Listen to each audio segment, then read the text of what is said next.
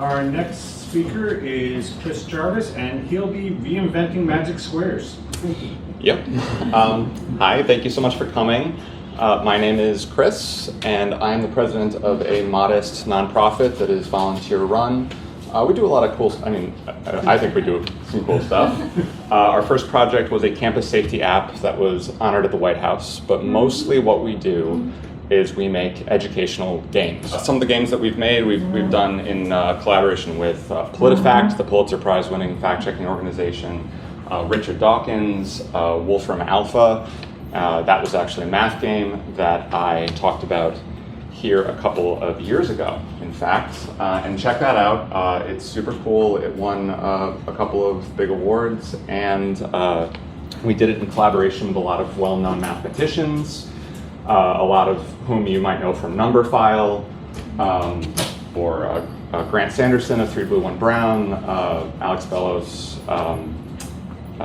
So check that out. It is, according to our mission, 100% free for all students and teachers, and of course attendees of Moves. Just contact us at that email address, and we'll make sure to get you hooked up with a free key. But I'm not here today to talk about any of that. I'm here to talk about the successor to this math game that our nonprofit just released. And that project arose from my fascination with magic squares. So for any of you who may not know, a magic square is any n by n grid of positive integers, think positive integers, where each row and column and diagonal, so 8, all resolve or sum to the same constant, in this case 15, and that is known as the magic constant. Typically it's defined as unique integers. Typically consecutive, not necessarily from 1, but often incrementing from 1. And they don't need to be 3 by 3. In fact, they can be quite larger than that. This is an example of a much larger one. And if you can see here, the current world record is a magic square 3,559 squared. 2012, that's the current record. Just imagine the computational requirements and the algorithms that needed to be used to generate that. And that really was my fascination with magic squares. And before I just ran and wrote a brute force script, I decided a better way of tackling the problem would be to omit certain squares from the magic square. This is a very common method to kind of transform magic squares into a recreational puzzle. People kind of tinker around with it like Sudoku, and they play around and they figure out where each number goes. But I was curious to see if there was any kind of algebraic or algorithmic generalization that could help us kind of decipher what this was. And in looking into this, I came across a wonderful paper by one of my heroes, Martin Gardner, who published this and made the amazing observation here that there is this algebraic generalization for all 3 by 3 magic squares. So if we go here and we consider our generalization, we see 5 is A minus C is 4, so 5 minus C is 4, so C is 1. So in this corner there would be a 6, 5 plus 1 is 6. A minus B is 8, so 5 minus B is 8, so B is -3. So 5 plus -3 is 2, minus 1 is 1, so a 1 would be there. A 6, we'll do one more just to drive the point home. 5 is A, plus -3 is 2, plus 1 is 3. So 3, 1, 6, and then we could do the rest of them. And amazingly, this works. Super cool. Works for any 3 by 3 magic square, but importantly, only 3 by 3s and only typical normal magic squares. And there are many, many different kinds. Here's an example of just one bordered magic squares. These are nested. So if you imagine here, you have an outer magic square where everything, all the diagonals, all 8 columns, rows, and diagonals, sum to 260. And then within each sub-border, you have another magic square, all 8 equations of which sum to 130.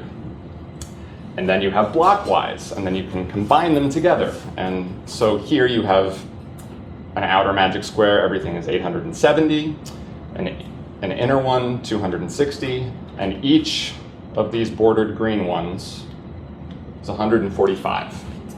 And these can get wild and really, really big. Yeah. So there are different magic squares in addition to these. There's semi-magic, so think Sudoku, where you don't need to have the stipulation that the diagonals sum to the magic constant. We're just concerned with the rows and the columns. Pan magic, where we wrap around the diagonals. Toroidal, wrap around like a torus, rows and columns. And then multiplication, which this is the example here, multiplication, where instead of a magic constant, we have a magic product, where the rows, columns, and diagonals all multiply to the same constant. And this got me thinking, I really liked the idea of different operators and not being limited by just addition. So I wanted to play around with combining different operations in the same magic square. And as much as I looked and I scoured the internet, unfortunately I couldn't find anything that quite fit that bill. So I decided to make my own. Fortunately, not unfortunately. Yes, unfortunately. Yes. So this was my first attempt at a semi-magic square where I actually placed the operators inside. I didn't burden myself yet with the stipulation that they all be unique integers, but in this case, the 6 equations all resolve to 9. And the next step I thought would be to add operators in the empty squares so that I could get those diagonals working. But here, there are no arithmetic operators, standard ones anyway, that will get 9 to be resolved. So here is where I knew I had to actually write a script to generate such a thing, if it even exists. And sure enough, I was able to do that.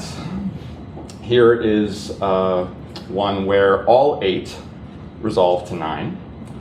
But I was feeling a little bit unsatisfied. I still felt that the idea of all of the equations having to resolve to the same constant was kind of limiting, and it was an externality that I wanted to address. So I thought, well, would it be possible to actually put the result of the equation inside the square itself, and therefore each equation can have different results?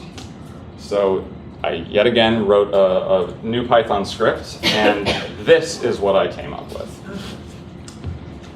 So what I like about this, even though it looks ugly as sin, is that there are a number of equations that are relative or dependent on others, in the same way that we have that interdependency that we saw with Gardner and the algebraic generalization that he discovered. There is, it lends itself more in my mind to kind of puzzle dynamics. But 2 problems: I still didn't know how many of these existed. I certainly didn't know if there one existed with just with all distinct integers, and it also still looked pretty ugly. So I just did an aesthetic revamping, and this is what I came up with. And from here, I decided to generate an exhaustive list using a script that I wrote that took about 8.5 hours on my Mac Studio, and generated all of the possibilities of these.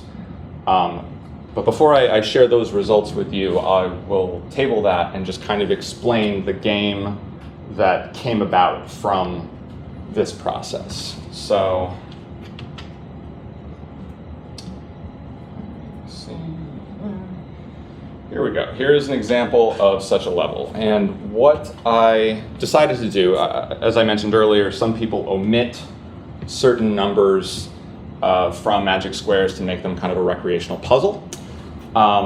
In this case, I decided against that and felt it would be more rewarding to simply shuffle the numbers around. So in this puzzle, each of the operators stay constant and locked, and you are responsible for moving the numbers around. If all 9 numbers are distinct, which is not the case here, you have 9 factorial combinations.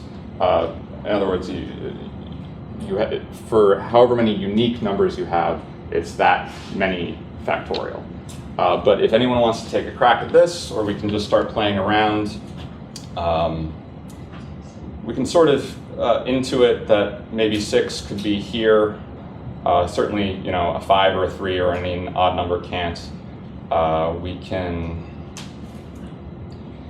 We can say that because this is additive here, the 5 maybe.